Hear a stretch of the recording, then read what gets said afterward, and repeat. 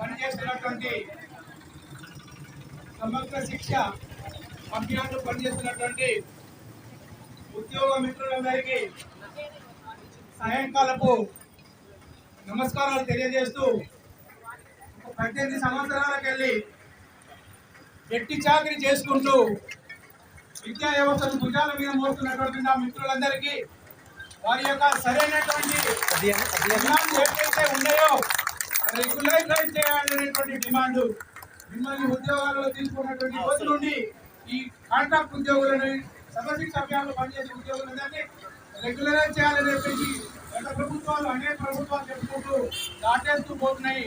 ఈ రకమైనటువంటి రెగ్యులరైజ్ అనేటువంటి డిమాండ్ సాధించే వరకు మిత్రులందరూ మీరందరూ పోరాటం చేసి మా వైపు నుంచి మీకు సహాయ సహకారాలు మా యొక్క అన్నదండలు మా యొక్క మద్దతు మీకున్నది. అయినా కూడా అది కాని పక్షంలో అది సాధ్యం కాని పక్షంలో టైం స్కేల్ అయినా ఇవ్వండి. అలాగైనా మా కుటుంబాలను మేము చక్కగా పోషించుకుంటాం, మా పిల్ల పాపాలను మేము హాయిగా పోషించుకోవడం అనేటువంటి ధైర్యమైన మినిమం టైం స్కేల్ అయినా ఇవ్వండి. రెండో డిమాండ్ కూడా చాలా చక్కనైనటువంటి చాలా న్యాయమైనటువంటి డిమాండ్, దాన్నైనా నెరవేర్చడానికి ప్రభుత్వం ముందుకు రావాలి. అదేవిధంగా మరి మీరు బీమాలు కోరారు, వివిధ బీమాలు కోరారు. పనిచేసేదేమో ప్రభుత్వానికి, మరి వైద్యానికి వెళ్తే స్వతంత్రం ఖర్చు పెట్టుకొని మీ వైద్య ఖర్చులు భరించుకుంటున్నారు. మరి ఇలా ప్రతి ఒక్క ఉద్యోగికి మరి ప్రభుత్వము మరి ఖచ్చితంగా జీవితానికి సంబంధించిన ఆరోగ్యానికి సంబంధించినటువంటి బీమాను కల్పించాల్సిన అవసరం ఉంది.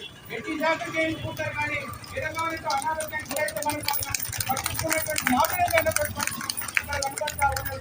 అదేవిధంగా ఇంకో పదం ఉన్నది ఇలా టెర్మినేషన్. ఏంటిది టెర్మినేషన్?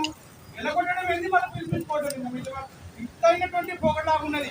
టర్మినేట్ చేయడం ఏంటిది, మళ్ళీ మిమ్మల్ని రీఎంగేజ్ చేయడం ఏంటిది? ఈ పదాన్ని వాళ్ళు 100% టర్మినేషన్ పదాన్ని తొలగించి మిమ్మల్ని 12 నెలల జీతం పూర్తిగా ఇవ్వాలి. అదేవిధంగా పూర్తి జీతంతో పాటుగా మరి మహిళలు చాలా మంది ఉన్నారు, వాళ్ళకు చేసి ఇవ్వడానికి రకరకాల సమస్యలు ఉన్నాయి. వాళ్ళకు సంబంధించినటువంటి ఇవ్వడాన్ని సాధించే వరకు మిత్రులారా మీరు మీ యొక్క పోరాటానికి ముందుకు సాగించండి.